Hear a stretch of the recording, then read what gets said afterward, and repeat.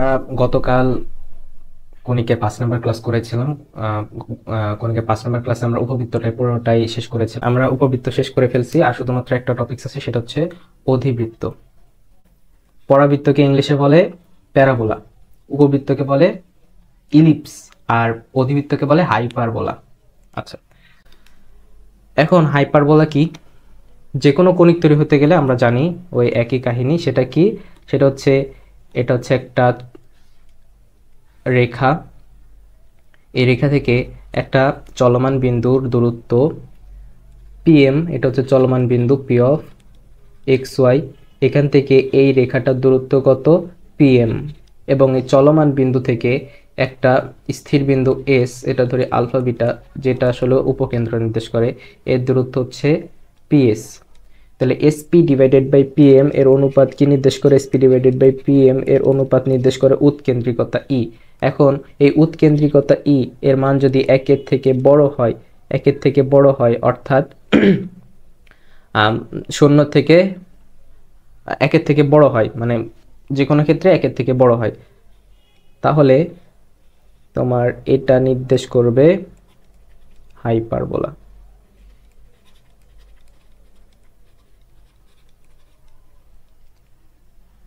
অর্থাৎ আমরা কি বুঝলাম? আমরা বুঝলাম যদি উৎকেন্দ্রিকতা এসপি ডিভাইডেড বাই পিএম এর মান একের সমান হয়, তাহলে পরাবৃত্ত একের থেকে ছোট হলে উপবৃত্ত, একের থেকে বড় হলে অধিবৃত্ত নির্দেশ করে। অর্থাৎ পি বিন্দুটা এরকম শর্ত সাপেক্ষে চলছে যে এস থেকে তার দূরত্ব এবং পি এম থেকে তার দূরত্ব, মানে রেখা থেকে তার দূরত্ব এবং এই স্থির বিন্দু থেকে তার দূরত্বের অনুপাত সবসময় একের থেকে বড় হচ্ছে। এই শর্ত সাপেক্ষে যদি চলে, তাহলে পি বিন্দুটা একদিন হাইপারবোলা ক্রিয়েট করবে। এখন হাইপারবোলা দেখতে কেমন? আচ্ছা দেখি, মানে বিষয়টা এরকম, ওই শর্ত সাপেক্ষে যদি চলে, তাহলে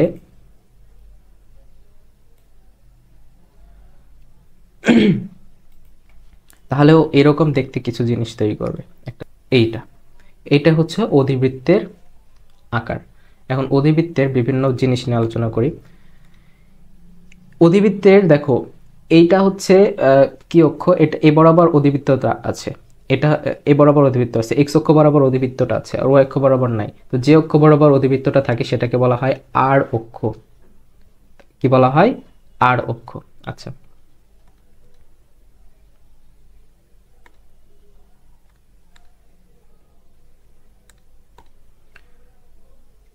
তাহলে এটা হচ্ছে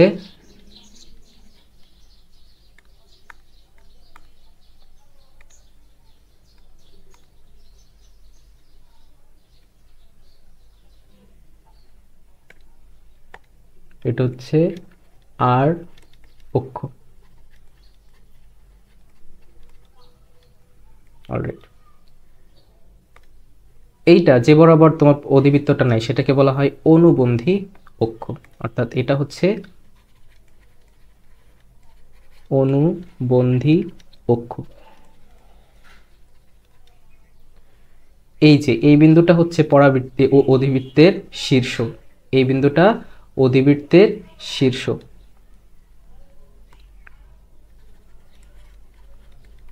শীর্ষ এটা হচ্ছে অধিবৃত্তের কেন্দ্র।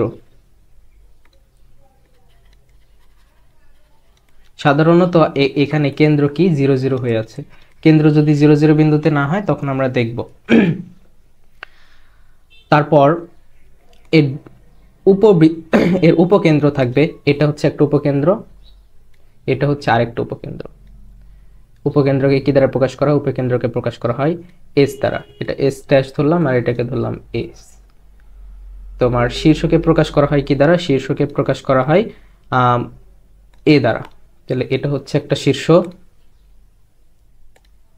এটা হচ্ছে একটা শীর্ষ, এটা হচ্ছে আরেকটা শীর্ষ। অলরাইট, এখন আর কি আছে? তাহলে এখানে এটা কি? এটা হচ্ছে উপকেন্দ্র।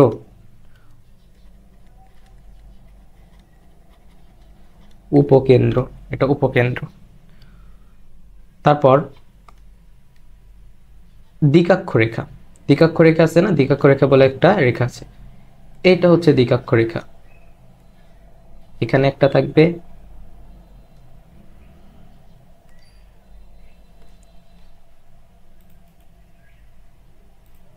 এখানে একটা থাকবে, দুইটা দ্বিকাক্ষ রেখা। তাহলে এটার পরিচয় কি? এটার পরিচয় হচ্ছে দ্বিকাক্ষ রেখা।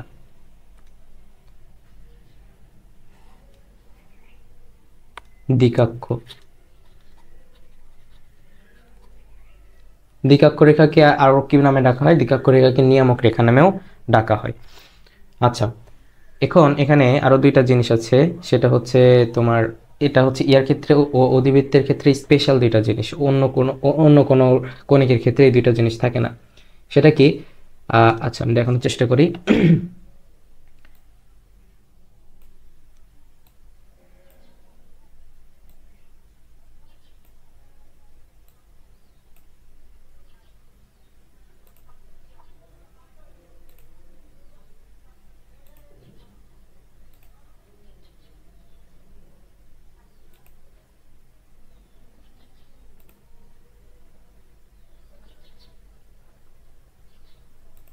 আচ্ছা, এভাবে থাক।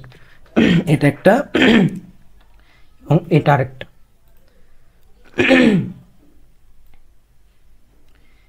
এটাকে বলা হয় অসীম তট। এটাকে বলা হয় অসীম তট। অর্থাৎ এই যে অধিবৃত্তের যে দুইটা স্পর্শক আছে, ঠিক আছে, যে দুইটা স্পর্শক আছে অধিবৃত্তের, এই দুটাকে বলা হয় অসীম তট।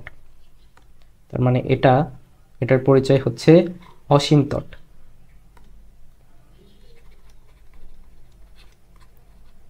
অসীম তট।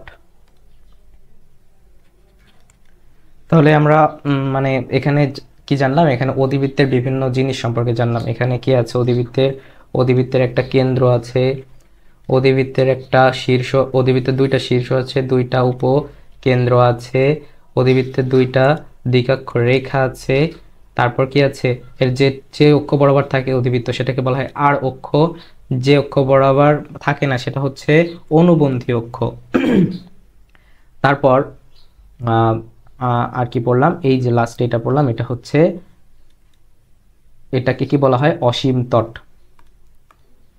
মানে অধিবৃত্তের দুইটা স্পর্শক, একে কি নামে ডাকা হয়? অসীম তট। এটা আমি ডিটেলসে যাচ্ছি না যেহেতু অ্যাডমিশন ক্লাস। অলরাইট, এখন আমরা অধিবৃত্তের বিভিন্ন সূত্রে চলে যাব।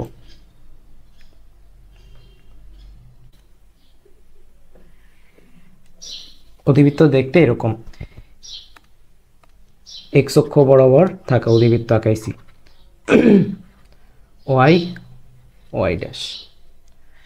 আচ্ছা, অধিবৃত্তের ক্ষেত্রে আমরা দেখতে পাচ্ছি এটার অনুবন্ধী অক্ষ ওয়াই অক্ষ বরাবর এবং আর অক্ষ এক্স অক্ষ বরাবর। এর কি থাকবে? এটা দুইটা দ্বিকাক্ষ রেখাও থাকবে। আমরা দুইটা দ্বিকাক্ষ রেখাও আঁকাই ফেলি। একটা হচ্ছে এটা হচ্ছে একটা দ্বিকাক্ষ রেখা, এখানে আরেকটা দ্বিকাক্ষ রেখা থাকবে, এটা হচ্ছে আরেকটা দ্বিকাক্ষ রেখা। এর কি থাকবে? দুইটা উপকেন্দ্র থাকে, একটা উপকেন্দ্র থাকে এই পাশে,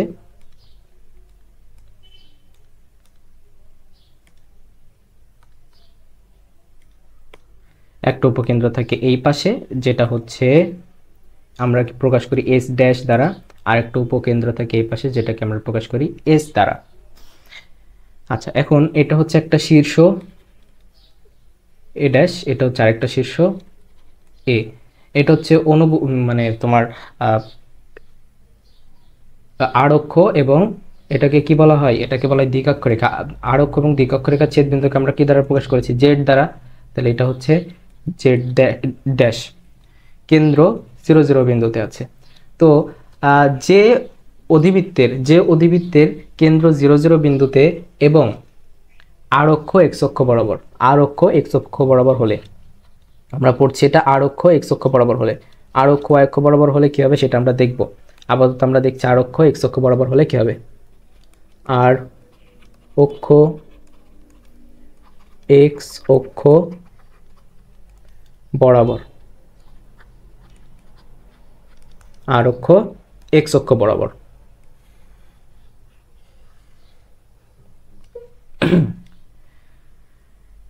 আর অক্ষ যদি এক্স অক্ষ বরাবর হয় তাহলে তোমার অধিবৃত্তের সূত্র হচ্ছে X square divided by A square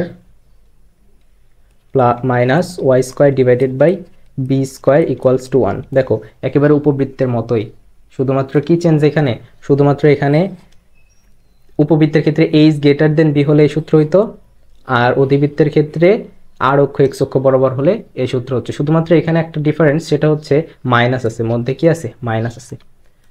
আচ্ছা, তাহলে যদি কোনো অধিবৃত্তের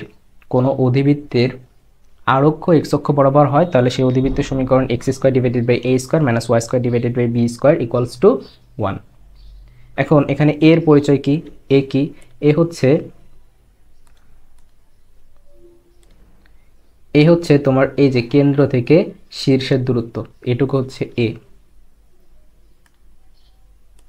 কেন্দ্র থেকে শীর্ষের দূরত্ব এটুকু এ। কেন্দ্র থেকে দিকাক্ষের দূরত্ব, এটা আমাদের বোঝা লাগবে, কেন্দ্র থেকে দিকাক্ষের দূরত্ব, এই যে এইটুকু দূরত্ব, কেন্দ্র থেকে দিকাক্ষের দূরত্ব, এটা হচ্ছে এ ডিভাইডেড বাই ই।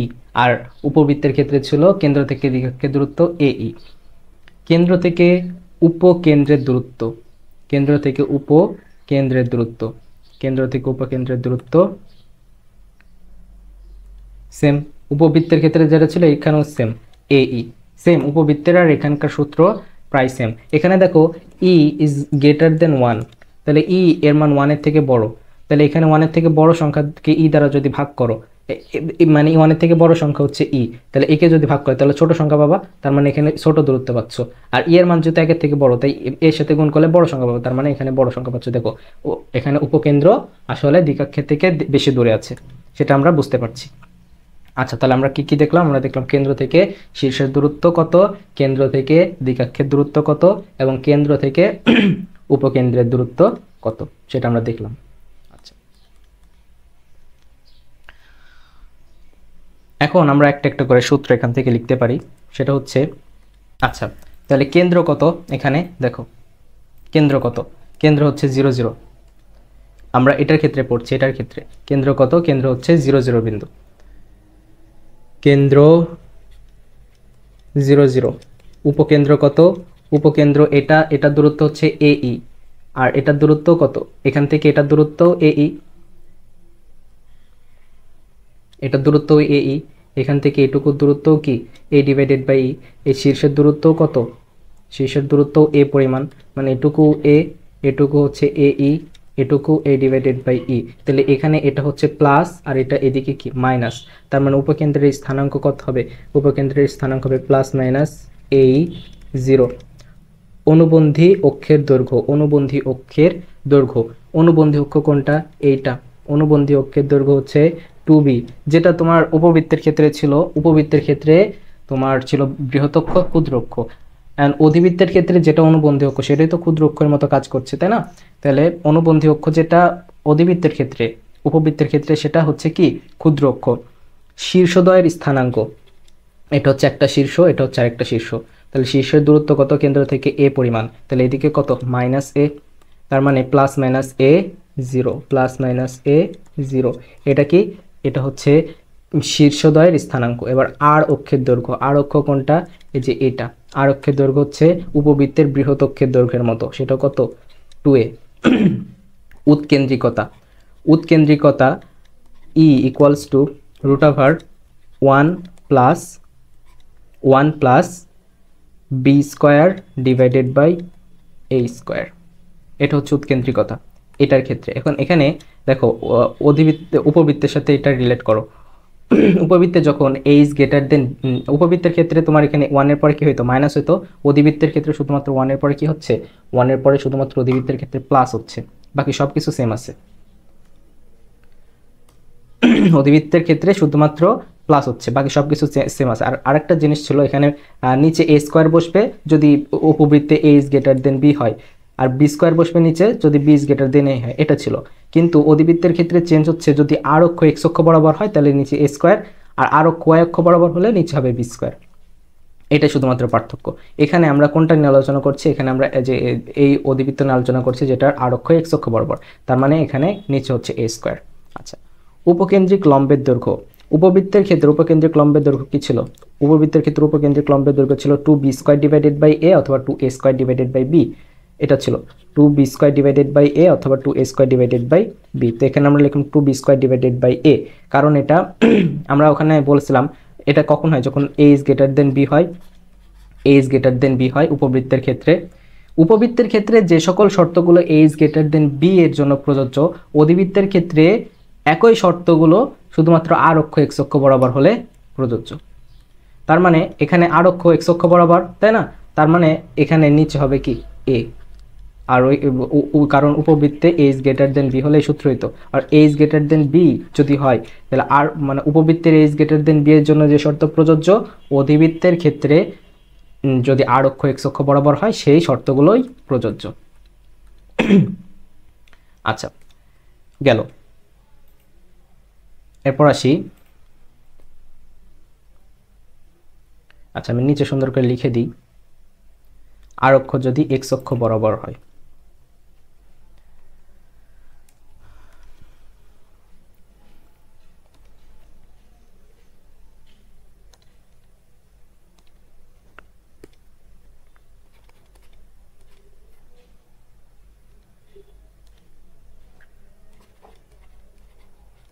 আর অক্ষ x অক্ষ বরাবর হলে অধিবৃত্তের সূত্র, অধিবৃত্তের সকল সূত্র কিসের মতো হবে? উপবৃত্তের a is greater than B এর মতো হবে। লাইনটা মাথায় রাখবা। যদি অধিবৃত্তের আর অক্ষ x অক্ষ বরাবর হয়, অধিবৃত্তের আর অক্ষ x অক্ষ বরাবর হয়, তাহলে সকল সূত্র উপবৃত্তের a is greater than B এর মতো হবে। আর যদি আর অক্ষ y বরাবর হয়, y বরাবর হলে b is greater then a এর মতো, উপবৃত্তের b is greater then a এর মতো সকল সূত্র হবে। তাহলে আমরা যদি উপবৃত্তের সকল সূত্র মাথায় রাখি তাহলে অধিবৃত্তের সকল সূত্র আমাদের মাথায় রাখতে কোনো অসুবিধা হবে না। আচ্ছা, আরও কিছু আছে, সেগুলো আমরা দেখি আস্তে আস্তে। আর অক্ষের সমীকরণ চাইছে। আর অক্ষ কোনটা? আর অক্ষ হচ্ছে যেটা বৃহৎ অক্ষ উপবৃত্তের ক্ষেত্রে ছিল, সেটা হচ্ছে অধিবৃত্তের ক্ষেত্রে আর অক্ষ, মানে যে অক্ষ বরাবর অধিবৃত্ত থাকবে সেটা হচ্ছে আর অক্ষ, এইটা। আর অনুবন্ধী অক্ষ কোনটা? এইটা, এটা হচ্ছে অনুবন্ধী অক্ষ। তো আর অক্ষের সমীকরণ চাইছে। তো আমরা যেটা নিয়ে আলোচনা করছি সেটার ক্ষেত্রে আর অক্ষের সমীকরণ কি হওয়া উচিত? এক্স অক্ষের সমীকরণ কি y ইকুয়ালস টু 0, অর্থাৎ আর অক্ষের সমীকরণ হওয়া উচিত y ইকুয়ালস টু 0। এটা হচ্ছে আর অক্ষের সমীকরণ। এরপর বলছে অনুবন্ধী অক্ষের সমীকরণ। অনুবন্ধী অক্ষ হচ্ছে y অক্ষ, y অক্ষের সমীকরণ কি x ইকুয়ালস টু 0। এরপর আসো উপকেন্দ্রিক লম্বের সমীকরণ। তো ওই যে উপকেন্দ্রিক লম্ব এর দৈর্ঘ্য কতটুকু? উপকেন্দ্রিক লম্বের দৈর্ঘ্য হচ্ছে অ্যাপ্রক্সিমেটলি এইটা, এটা হচ্ছে উপকেন্দ্রিক লম্বের দৈর্ঘ্য, এটুকু হচ্ছে উপকেন্দ্রিক লম্বের দৈর্ঘ্য।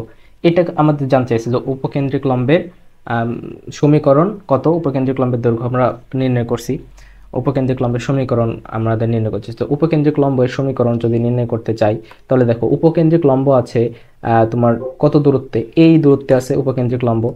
তাহলে উপকেন্দ্রিক লম্বের সমীকরণ কি? x equals to plus minus এই দূরত্ব প্লাস এই, আর এটার ক্ষেত্রে কি মাইনাস এই, সেই কারণে প্লাস মাইনাস এই দূরত্ব। অলরাইট, এবার দেখো কি বলেছেন, নিয়ামক রেখার সমীকরণ। নিয়ামক রেখা কোনটা? এটা হচ্ছে নিয়ামক রেখা। এখানে 0 0 বিন্দু থেকে এটা আছে a ডিভাইডেড বাই 2 দূরত্বে, এটা আছে মাইনাস a ডিভাইডেড বাই 2 দূরত্বে। তাহলে নিয়ামক রেখা দ্বয়ের সমীকরণ হচ্ছে x equals to plus minus a divided by e। উপকেন্দ্রদ্বয়ের মধ্যবর্তী দূরত্ব, এই উপকেন্দ্রের মধ্যবর্তী দূরত্ব 0 0 বিন্দু থেকে a ডিভাইডেড বাই e, আর এটা a, এইটুকু কত a, তাহলে উপকেন্দ্রদ্বয়ের মধ্যবর্তী দূরত্ব কত হবে? 2a। উপকেন্দ্র ও অনুরূপ নিয়ামকের মধ্যবর্তী দূরত্ব, উপকেন্দ্র এবং অনুরূপ নিয়ামক, তাহলে বোঝো এটা হচ্ছে উপকেন্দ্র, অনুরূপ নিয়ামক হচ্ছে এইটা, প্রতিরূপ নিয়ামক হচ্ছে এইটা, তাই না? বোঝাই, এই যে এটা হচ্ছে উপকেন্দ্র, এটা হচ্ছে উপকেন্দ্র, এটা একটা দিকাক্ষ, এটা আরেকটা দিকাক্ষ, এটা একটা দিকাক্ষ, এটা একটা দিকাক্ষ। তাহলে কোনটা অনুরূপ কোনটা প্রতিরূপ? যেটা কাছে আছে সেটা হচ্ছে অনুরূপ, যেটা দূরে আছে সেটা হচ্ছে প্রতিরূপ। তাহলে একটা অনুরূপ দ্বিকক্ষ একটা প্রতিরূপ দ্বিকক্ষ, তোমার থেকে চাইছে যে তোমার উপকেন্দ্র এবং অনুরূপ দ্বিকক্ষের মধ্যবর্তী দূরত্ব কত সেটা চাইছে। তাহলে এটা হচ্ছে উপকেন্দ্র, উপকেন্দ্র আর এটা হচ্ছে অনুরূপ দ্বিকক্ষ, তার মানে তোমার থেকে চাইছে অ্যাপ্রক্সিমেটলি এই দূরত্বটা, এই দূরত্বটা কত তোমার থেকে চাইছে। তাহলে তোমার এখান থেকে এই দূরত্বটা হচ্ছে এ ই, তাহলে এ ই, এই যে পুরো দূরত্বটা, এই পুরো দূরত্বটা হচ্ছে এ ই, আর এটুকু দূরত্ব হচ্ছে এ ডিভাইডেড বাই ই। তাহলে এই থেকে এ ডিভাইডেড বাই দূরত্ব বাদ দিলে তো এটুকু পাওয়া যায়, তাই কিনা? তার মানে আমাদের উপকেন্দ্র থেকে অনুরূপ দ্বিকক্ষের দূরত্ব হবে এই মাইনাস এ ডিভাইডেড বাই ই। তো মানে দেখো ওই এই সূত্রটা আগে আমরা পড়ি নাই উপবৃত্তের ক্ষেত্রে, সো নতুন নতুন জিনিস আসবে, কিন্তু তুমি যদি পুরো চিত্র সম্পর্কে তোমার ধারণা থাকে তাহলে তুমি এগুলো পারবা, কোনো বিষয় না এগুলো করা, ঠিক আছে? এরপর আসো নিয়ামক, নিয়ামক বা দ্বিকক্ষদ্বয়ের মধ্যবর্তী দূরত্ব। নিয়ামক বা দ্বিকক্ষদ্বয়ের মধ্যবর্তী দূরত্ব, এই হচ্ছে একটা নিয়ামক রেখা, এই হচ্ছে আরেকটা নিয়ামক রেখা। এই দুইটা রেখার মধ্যবর্তী দূরত্ব কত? এই দুইটা রেখার মধ্যবর্তী দূরত্ব হচ্ছে এইটা। এই দূরত্বটা কত সেটা আমাদের নির্ণয় করতে বলছে। তাহলে এটুকু হচ্ছে, এটুকু হচ্ছে এ ডিভাইডেড বাই, এটুকু হচ্ছে এ ডিভাইডেড বাই, তাহলে দুইটা যোগ করলে 2a A divided by e, 2a divided by e, অর্থাৎ নিয়ামক বা দ্বিকক্ষদ্বয়ের মধ্যবর্তী দূরত্ব হচ্ছে 2a ডিভাইডেড বাই ই। অসীম তটের সমীকরণ, আচ্ছা অসীম তটের সমীকরণে আসছি আমরা একটু পর। শীর্ষবিন্দুতে অঙ্কিত স্পর্শকের সমীকরণ, শীর্ষবিন্দুতে অঙ্কিত স্পর্শকের সমীকরণ যদি আমরা নির্ণয় করতে চাই, আচ্ছা দেখো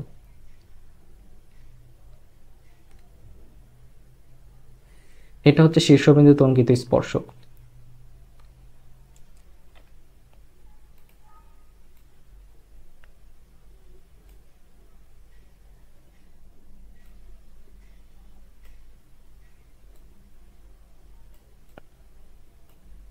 এটা একটা, এটার একটা শীর্ষবিন্দুতে অঙ্কিত স্পর্শক। তাহলে শীর্ষবিন্দুতে অঙ্কিত স্পর্শক এটা এক্স অক্ষ থেকে কোথায় আছে? এটা এই যে দেখো এই বিন্দুতে আছে, এই বিন্দুটা কত? এই বিন্দুর দূরত্ব এক্স, মানে এই তোমার 0 0 বিন্দু থেকে এ দূরত্বে আছে। তাইলে তোমার এই শীর্ষ স্পর্শকের সমীকরণ কি হবে? X equals to plus minus A, এটা হচ্ছে শীর্ষ স্পর্শকের সমীকরণ। আচ্ছা অসীম তটের সমীকরণে আসছি, অসীম তটের সমীকরণে আর পোলার স্থানাঙ্কে আসবো আমরা একটু পর।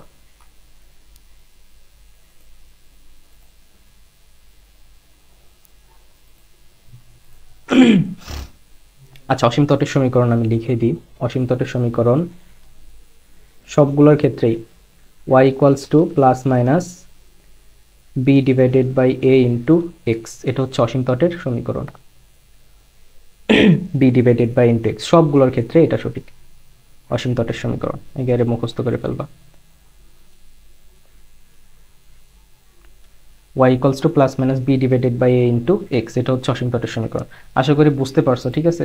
প্রত্যেকটা জিনিস একটু মনোযোগ সহকারে বোঝার চেষ্টা করো, প্রত্যেকটা জিনিস যখন লিখছি তখন সাথে সাথে নোট করার চেষ্টা করো, তারপর একবার খাতাটা দেখো, এভাবে যদি পড়ো তাহলে এগুলা তো কনফিউজিং মনে হবে না, না হলে কিন্তু অনেক কনফিউজিং মনে হবে, তাই না? দেখতে কেমন লাগছে, কি অবস্থা, তাই না বোর্ডের? আচ্ছা যাই হোক, এবার আমরা আরেকটা আকৃতি চলে যাই, সেটা হচ্ছে আর অক্ষ হবে ওয়াই অক্ষ বরাবর, এরকম যদি হয়, তার মানে এবার অধিবৃত্তটা যদি এরকম হয়,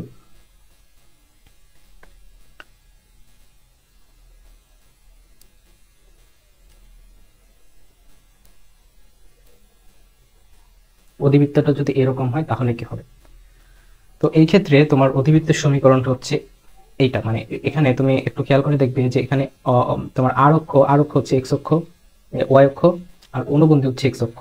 দেখো অধিবৃত্তটা ওয়াই অক্ষ বরাবর না, অধিবৃত্তটা ওয়াই অক্ষ বরাবর, তার মানে এই অধিবৃত্তের আর অক্ষটা হচ্ছে ওয়াই অক্ষ এবং অনুবন্ধী অক্ষ হচ্ছে এক্স অক্ষ।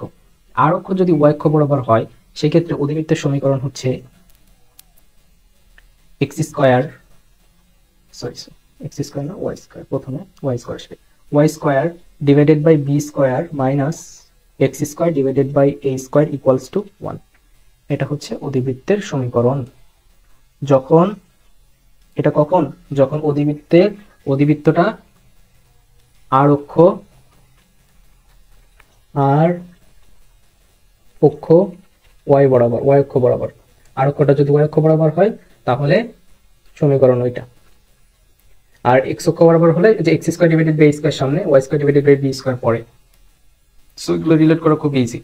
আচ্ছা, এক্ষেত্রে তোমার সমীকরণগুলো সেম থাকবে, শুধুমাত্র কি চেঞ্জ হবে, Y equals to B, Y equals to B এর জন্য যেটা ছিল, ওয়াই ইকুয়ালস টু বি এর জন্য মানে বি ইজ গ্রেটার দেন এ, উপবৃত্তের ক্ষেত্রে বি ইজ গ্রেটার দেন এ এর জন্য যে সূত্রগুলো প্রযোজ্য ছিল, উপবৃত্তের ক্ষেত্রে তোমার আর অক্ষ যদি ওয়াই বরাবর হয়, আর অক্ষ যদি ওয়াই অক্ষ বরাবর হয় তাহলে সেই সূত্রগুলো অধিবৃত্তের ক্ষেত্রে প্রযোজ্য হবে। আমি সূত্রগুলো যাতে আবার রিভাইজ হয়ে যায় তাহলে আমি আবার তোমাকে ওই আগেরটার মতো করে আবার এটা করে দেখাচ্ছি। আচ্ছা, তাহলে এটা হচ্ছে একটা দ্বিকক্ষ,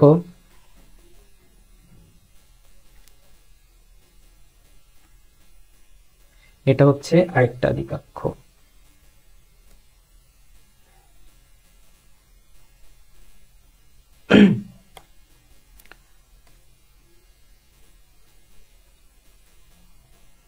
এটা হচ্ছে একটা উপকেন্দ্র এস, এটা হচ্ছে একটা উপকেন্দ্র, আমরা ধরলাম এটা এস ড্যাশ। এটা হচ্ছে একটা শীর্ষ এ ড্যাশ, এটা হচ্ছে একটা শীর্ষ এ। এটা হচ্ছে আর অক্ষ এবং তোমার দ্বিকাক্ষের ছেদবিন্দু জেড, এবং আর অক্ষ এবং দ্বিকাক্ষের ছেদবিন্দু এটা একটা হচ্ছে জেড ড্যাশ। মূল বিন্দু হচ্ছে 0 0। অলরাইট, এখন তাহলে দেখো এই যে মূল বিন্দু থেকে শীর্ষের দূরত্ব, মূল বিন্দু থেকে শীর্ষের দূরত্ব কত, মূল বিন্দু থেকে শীর্ষের দূরত্ব এই ক্ষেত্রে হবে বি, এটাও কত বি।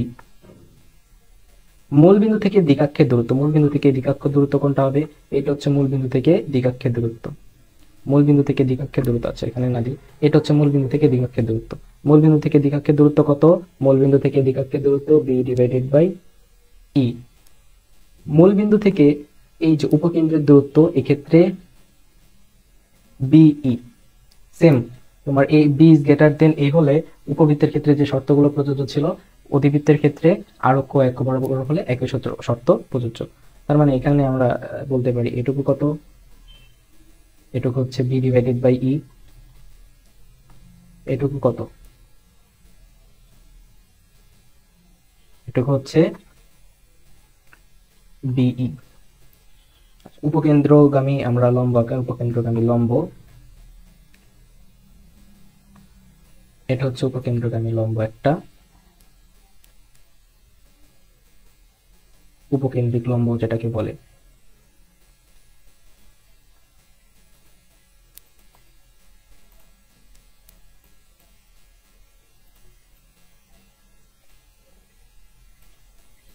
এটা হচ্ছে আরেকটা উপকেন্দ্রিক লম্ব।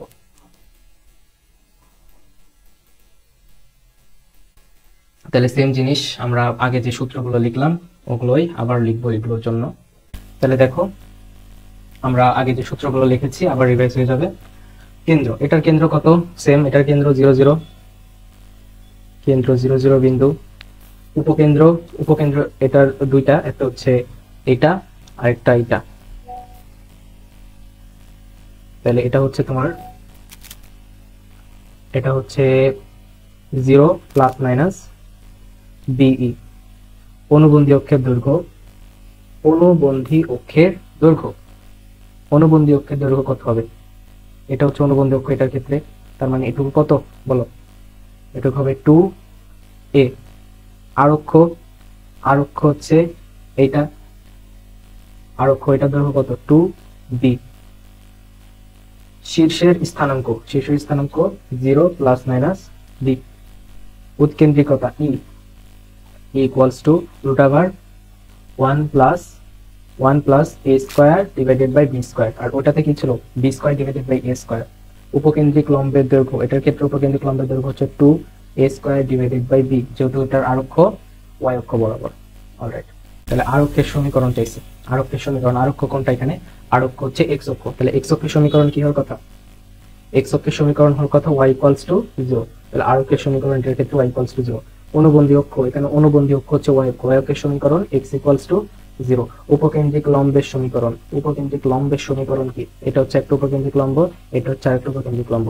উপকেন্দ্রিক লম্বের সমীকরণ, উপকেন্দ্রিক লম্বের সমীকরণ Y equals to plus minus B E. নিয়ামক রেখাদ্বয়ের সমীকরণ। এটা হচ্ছে একটা নিয়ামক রেখা, এটা হচ্ছে একটা নিয়ামক রেখা। y অক্ষ থেকে কত দূরত্বে আছে? b ডিভাইডেড বাই e দূরত্বে, অর্থাৎ নিয়ামক রেখাদ্বয়ের সমীকরণ y equals to plus minus b divided by e। উপকেন্দ্রদ্বয়ের মধ্যবর্তী দূরত্ব, উপকেন্দ্রদ্বয়ের মধ্যবর্তী দূরত্ব এটুকু be, এটুকু be, নিচের এটুকু be, তার মানে কত? 2be। উপকেন্দ্র অনুরূপ নিয়ামকের দূরত্ব, উপকেন্দ্র অনুরূপ নিয়ামকের দূরত্ব বলতে কি বোঝাচ্ছে? এটা হচ্ছে উপকেন্দ্র এবং অনুরূপ নিয়ামক হচ্ছে এটা, মানে এই দূরত্বটা বোঝাচ্ছে। এই দূরত্বটা কত? উপকেন্দ্র এবং অনুরূপ নিয়ামকের দূরত্ব। তাহলে এটা কত হবে? BE minus B divided by E। আচ্ছা, তারপর কি বলেছে? নিয়ামক দ্বয়ের মধ্যবর্তী দূরত্ব। নিয়ামক দ্বয়ের মধ্যবর্তী দূরত্ব এই যে এটা হচ্ছে নিয়ামক দ্বয়ের মধ্যবর্তী দূরত্ব। এইটুকু হচ্ছে BE, B divided by E, এইটুকু হচ্ছে B ডিভাইডেড বাই। তাহলে নিয়ামক দ্বয়ের মধ্যবর্তী দূরত্ব 2B ডিভাইডেড বাই E। অর্থাৎ নিয়ামক দ্বয়ের মধ্যবর্তী দূরত্ব 2B ডিভাইডেড বাই E। অসীম তটের সমীকরণ। অসীম তটের সমীকরণ সবগুলোর ক্ষেত্রে same, y equals to plus minus b divided by a into x। তারপর কি বলেছে? শীর্ষ স্পর্শকের সমীকরণ। শীর্ষ স্পর্শক, এটা হচ্ছে একটা শীর্ষ স্পর্শক, এটা হচ্ছে আরেকটা শীর্ষ স্পর্শক, দুইটা শীর্ষ স্পর্শক। শীর্ষ স্পর্শকের সমীকরণ কি এটার ক্ষেত্রে? y equals to plus minus b। তো এই হচ্ছে অধিবৃত্ত রিলেটেড প্রায় সকল সূত্র। এখন আমরা অধিবৃত্ত রিলেটেড যে ইয়াটা আছে, তোমার আর দুইটা জিনিস আছে, সেটা হচ্ছে পোলার সমীকরণ আর পরামিতিক সমীকরণ, এগুলো জানবো। তাহলে পরামিতিক সমীকরণের ইয়া কি জানি আমরা? x আর y কে রিপ্লেস করে অন্য একটা চলক যদি নিয়ে আসি এবং সেই চলক নিয়ে আসার পরেও যদি left hand side equals to right hand side satisfy হয়, তাহলে সেই আমাদের আগের চলক ইকুয়ালস টু পরের চলকের যে সম্পর্ক সেটাই পরামিতিক সমীকরণ নির্দেশ করে। আচ্ছা, তাহলে আমাদের অধিবৃত্তের সূত্র হচ্ছে x square divided by a square minus y square divided by b square equals to 1, যখন কি আর অক্ষ x বরাবর, আর অক্ষ যদি x বরাবর হয় তাহলে আমাদের এই সূত্রটা প্রযোজ্য, কিন্তু আর অক্ষ যদি y অক্ষ বরাবর হয় তখন আমাদের আরেকটা সূত্র প্রযোজ্য, সেটা হচ্ছে y square divided by b square minus x square divided by a square equals to 1, যখন কি আর অক্ষ y অক্ষ বরাবর, আর অক্ষ y অক্ষ বরাবর যখন হয় তখন আমাদের এই যে y square divided b square minus x square divided by a square এই সূত্রটা প্রযোজ্য হয়। এখন আসো এটার ক্ষেত্রে আমরা দেখো sec square theta minus cosec square theta, এটা ইকুয়ালস টু কি পাই আমরা? 1 পাই। sec square theta minus cosec square theta equals sec square theta minus tan square theta equals to 1। এটা আমরা জানি না, sec square theta minus tan square theta equals to 1। তাহলে এমন এই যে এখানে আমরা যদি sec স্কয়ার থিটা আনতে পারি, এখানে যদি tan স্কয়ার থিটা আনতে পারি, তাহলে কি হয়ে যাবে? Equals to 1, left hand side equals to right hand side proof হয়ে যাবে। তো আমরা x ইকুয়ালস টু এখানে ধরি x equals to a sec theta আর y equals to b tan theta. তাহলে এখন বসাও, তাহলে a square sec square theta divided by নিচে কত আছে? a square minus b square tan square theta divided by এর পাশে আছে b স্কয়ার ইকুয়ালস টু 1। তাহলে b স্কয়ার কাটাকাটি, a স্কয়ার কাটাকাটি, তাহলে sec square theta minus tan square theta equals to 1। sec square theta minus tan square theta এর মান 1, তাহলে 1। তো left hand side equals to right hand side, আমরা left hand side equals to right hand side, এটা আমরা দেখতে পেলাম। তাহলে এখানে এইটাই হচ্ছে পরামিতিক সমীকরণ, এটাই হচ্ছে পরামিতিক সমীকরণ। এখন এটার ক্ষেত্রে পরামিতিক সমীকরণ কি হয়? দেখো এখানে আমাদের y ইকুয়ালস টু ধরতে হবে b sec থিটা আর x ইকুয়ালস টু ধরতে হবে a tan থিটা, তাহলে 1 মিলানো সম্ভব। দেখো b square sec square theta divided by b square minus a square tan square theta divided by কত? a square equals to 1। তাহলে এখানে b স্কয়ার কাটাকাটি, এখানে a স্কয়ার কাটাকাটি, তাহলে sec square theta minus tan square theta equals to 1, তাহলে 1 equals to 1, মানে left hand side equals to right hand side.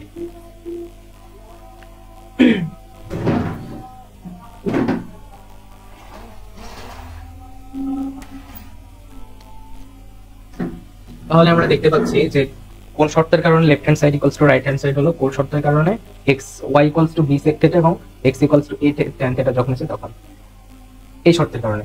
তার মানে পরামিতিক সমীকরণ এইটা হবে যখন আরক্ষ y অক্ষ বরাবর, y অক্ষ বরাবর যদি আরক্ষ হয় তাহলে y equals to b sec theta, x equals to a tan theta, এটা হচ্ছে পরামিতিক সমীকরণ।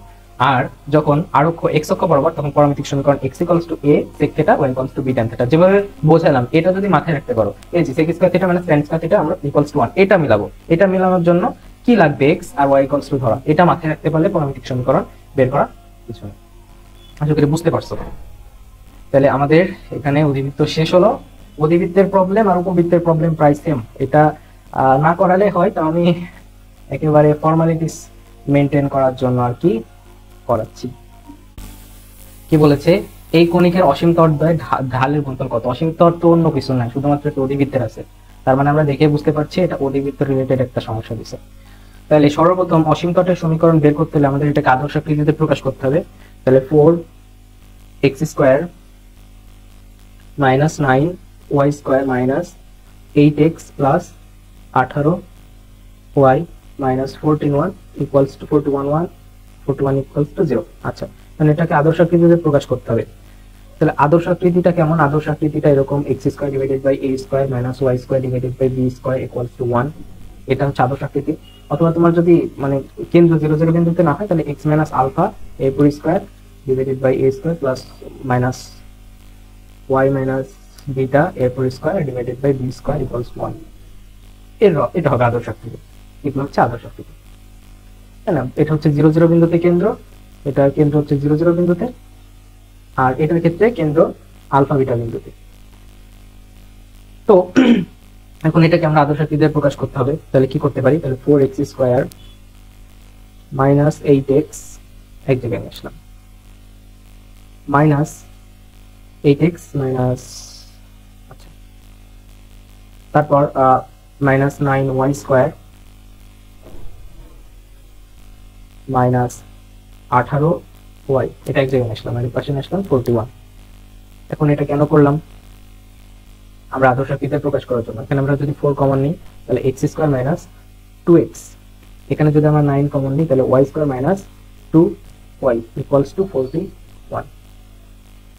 এখন 4a square minus 2ab plus b square, এই সূত্র আমরা প্রমাণ করলাম। a মাইনাস হোল স্কয়ার সূত্র যে এই আকারে নিয়ে আসা আদর্শ আকারে নিয়ে যাওয়ার জন্য y square minus 2ab plus b square 1 equals to 41। এখন দেখি এই পাশে এক্সট্রা লিখে ফেলছি, 4 গুণন 1 4, আর এই পাশে মাইনাস 9, তাহলে 4 মাইনাস 9 মাইনাস 5 এক্সট্রা লিখে ফেলছি। তাহলে এই পাশে মাইনাস 5 আমরা যদি করি তাহলে এক্সট্রা লিখে দিলাম, যেটা সেটা তার কোনো সমস্যা নাই।